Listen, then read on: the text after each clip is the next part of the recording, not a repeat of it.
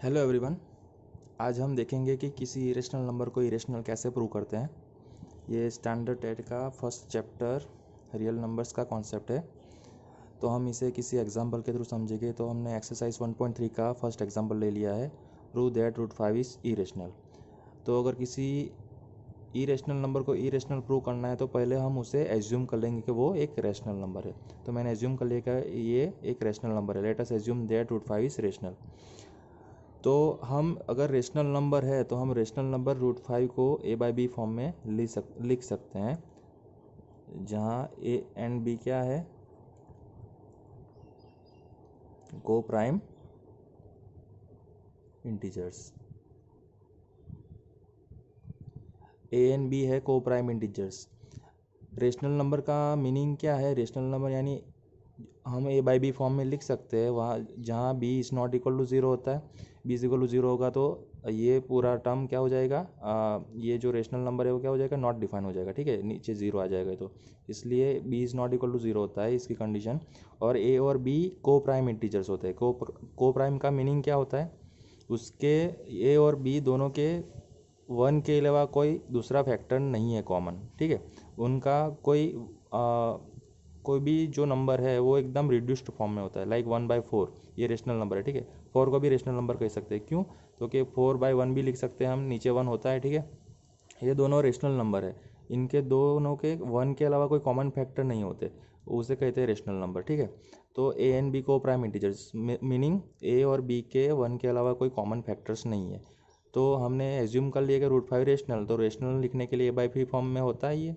तो ए by B यानी को प्राइम इंटीजर्स जिसके 1 के अलावा कोई कॉमन फैक्टर्स नहीं है। तो हमें प्रूव ही ऐसे करना है कि इसके कोई कॉमन फैक्टर लाना है दोनों का, जिसकी वजह से 1 के अलावा एक कॉमन फैक्टर दूसरा आ जाए तो वो हम प्रूव कर देंगे कि वो इरेशनल है, क्योंकि 1 के अलावा कॉमन फैक्टर नहीं होता को प्राइम में। और अगर हमने प्रूव कर दिया कि इसके 1 के अलावा दूसरा कोई कॉमन फैक्टर है तो ये इरेशनल प्रूव हो जाएगा। क्यों? रेशनल नंबर में को प्राइम होता है। ठीक है, को प्राइम में 1 के अलावा कोई कॉमन फैक्टर नहीं होता।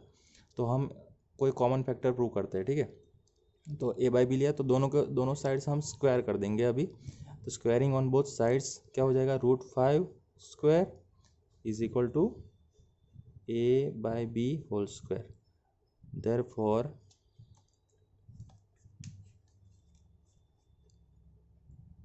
रूट 5 का स्क्वायर हो जाएगा 5, इधर हो जाएगा A square by B square.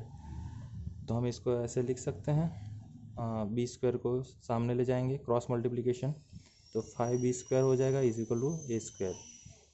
और या हम ऐसे भी लिख सकते हैं A square is equal to 5b square. ठीक है, तो अभी A square is equal to 5b square है, इसका मतलब क्या हुआ, ए स्क्वायर का 5 is a factor of A square. ठीक है, 5 is a factor of A square. हम अगर 72 लेते हैं, ठीक है, 72 है तो इसके 72 के फैक्टर्स हम निकालेंगे।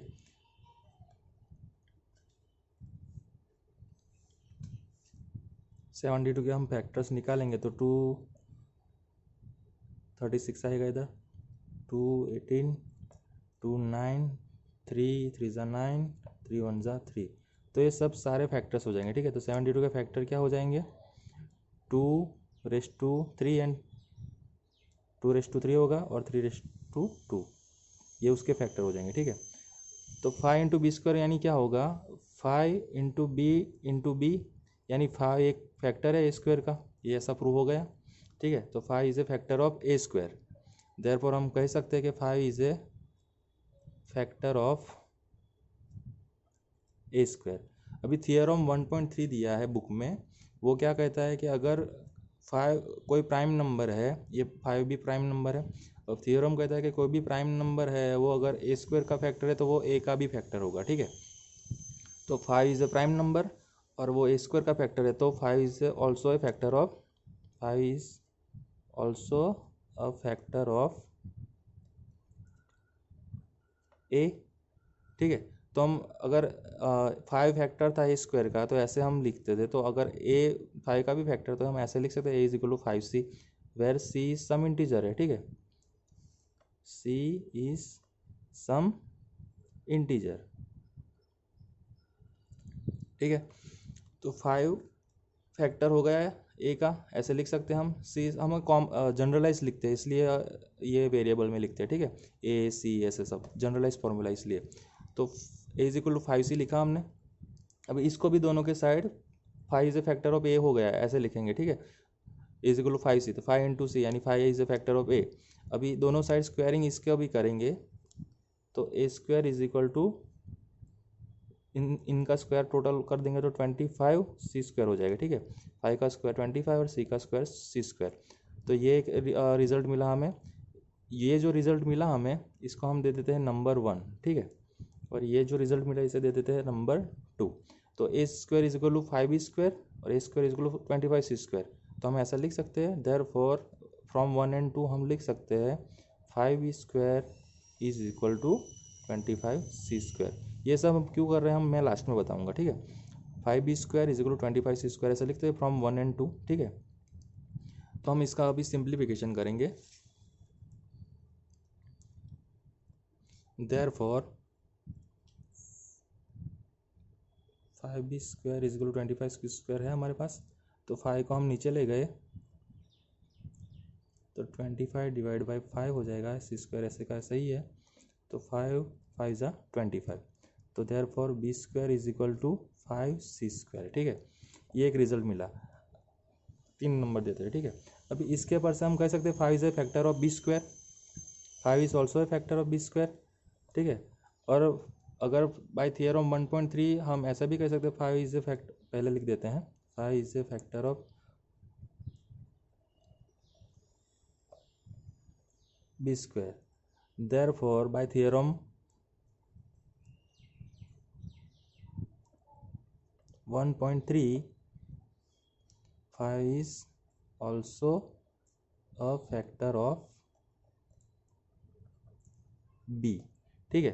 थियरम 1.3 क्या कहता है, अगर 5 फैक्टर है बी स्क्वायर का तो 5 कोई प्राइम नंबर है, इसमें 5 है तो 5 इज़ अ प्राइम नंबर, तो 5 अगर फैक्टर है बी स्क्वायर का तो वो फैक्टर होगा बी का बी, ठीक है। ये थियरम 1.3 का स्टेटमेंट है, ठीक है। कोई भी प्राइम नंबर के लिए, यहाँ पे 5 प्राइम नंबर इसलिए ये ऐसा प्रूव होता है, ठीक है। तो 5 is also factor of B. अभी देखो हमने आगे प्रूव किया कि 5 is a factor of A, ठीक है, 5 is a factor of A, ठीक है। और यहाँ पे प्रूव किया 5 is also factor of B. तो दोनों में कॉमन फैक्टर आ गया क्या, 5। ए और बी में कॉमन फैक्टर आ गया 5, जो एक्चुअली रेशनल नंबर्स के जो मतलब रेशनल नंबर्स की जो डेफिनेशन है उसके मतलब कॉन्ट्रेडिक्ट करता है, रिजल्ट को कॉन्ट्रेडिक्ट करता है, विरोध करता है। क्यों, तो कि ए एंड बी तो प्राइम इंटीजर्स है और ए एंड बी को प्राइम इंटीजर्स है। जो क्रो प्राइम मीन्स 1 के अलावा कोई कॉमन फैक्टर नहीं होता, तो यहाँ पे 1 के अलावा कॉमन फैक्टर आ गया 5, इसलिए देयरफॉर ए एंड बी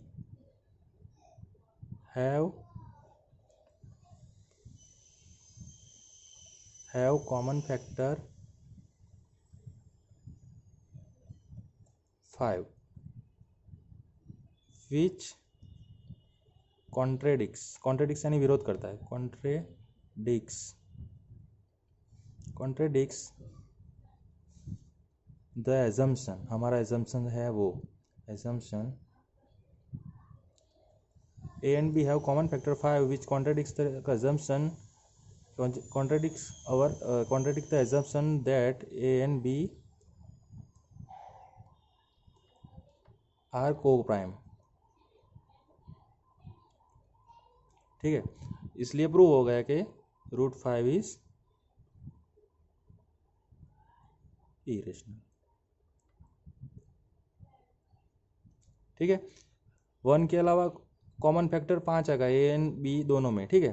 तो इसलिए ये रिजल्ट हमारा जो आया वो कॉन्ट्रडिक्ट करता है एजम्पशंस को कि हमें √5 रेशनल लिया था, जो कॉन्ट्रडिक्ट करता है, विरोध करता है कि भाई वो √5 रेशनल नंबर नहीं है, क्योंकि रेशनल नंबर होता तो उसका 1 के अलावा कोई कॉमन फैक्टर नहीं होता, पर यहाँ पे कॉमन फैक्टर दोनों में क्या आ गया 5, that's why √5 is an irrational number, बीच में लिख सकते हो ऐसे एन, ठीक है। √5 इज एन इरेशनल नंबर। तो ये प्रूव हो गया। हम कोई भी एग्जाम्पल को ऐसे प्रूव कर सकते हैं, ठीक है, कि इरेशनल है कि नहीं। तो हम ऐसे प्रूव कर सकते हैं। कोई भी नंबर को √5 हो, √3 हो, √2 हो, कोई भी प्राइम नंबर का रूट हो तो उसे हम ऐसे प्रूव कर सकते हैं। तो थैंक यू फॉर वाचिंग। अगर ये वीडियो पसंद आया हो तो लाइक करें मेरे वीडियो को और मेरी चैनल को सब्सक्राइब करें। और मैं आगे भी ऐसे वीडियो बनाता रहूँगा जिससे आपको हेल्पफुल हो ये वीडियो। ठीक है, थैंक यू, कीप वॉचिंग।